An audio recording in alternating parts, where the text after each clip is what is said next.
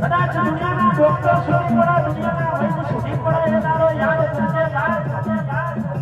જો બારના ચોઘડીએ યાદ કરજે, ચારના ચોઘડીએ જો કરેલું બધું સજીવન ના કરું તો કે તારા વડોની માતા નથી એટલે મારી વાજળ બેઠી હોય